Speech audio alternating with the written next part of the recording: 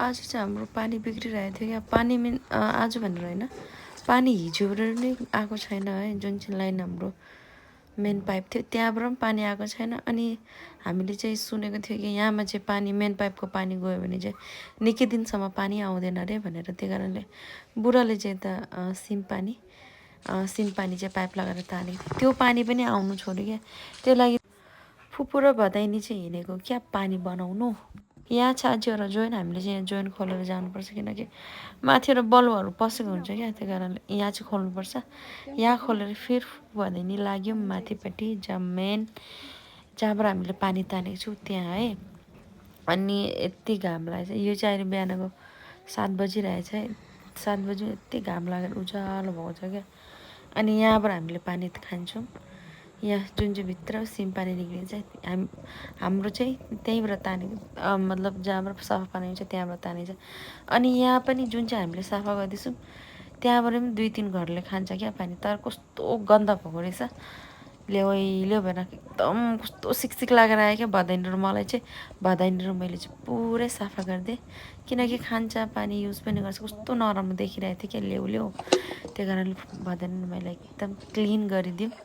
अनि त्यहाँ फेरि पछि बुढा आएँ, बुढाले आएर बहुत स्मार्ट बनेको अरे। भयो सकेन। साला पानी बनाने आया था, इरिटेट हो गया, खुद ही पागल होने वाला था साला।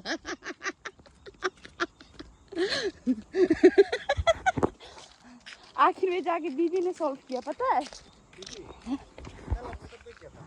कहाँ तक?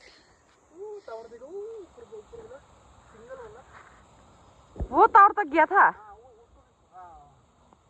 बाप रे, मेरा पति वो लास्ट टावर तक गया था बोलते हैं वॉक करने के लिए।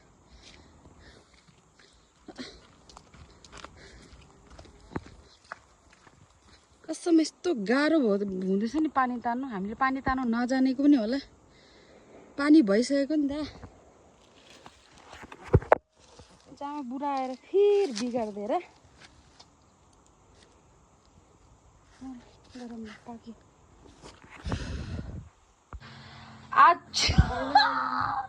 आज मैले फर्स्ट टाइम खाँदैछु यो ब्ल्याक वाला रामेन। कसम गुको किरा चाहिँ देख्दैछु। त्यसले पुरा झुम गरेर हाले क्या यो र यो सेम होइन।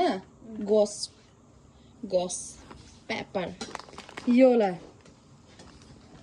ए भगवान नि खानेकुरालाई यस्तो भन्नु न भगवान, पाप लाग्छ। फुपू भादा नि पानी बनाएर थाक्यो। बनाइसकेको पानी पनि बुढाले गरेर फेरि बिगारिदिएको थियो। फेरि बल्ल बल्ल बनाएर पानी आयो। अब त्यही खुसीमा पानी आएको खुसीमा अब खाने।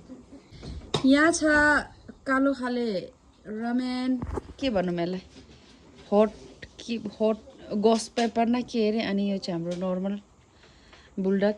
अनि यहाँ चाम्रे भात, अन्डा, टमाटरको चटनी, अनि यो शामको रोटी। कालो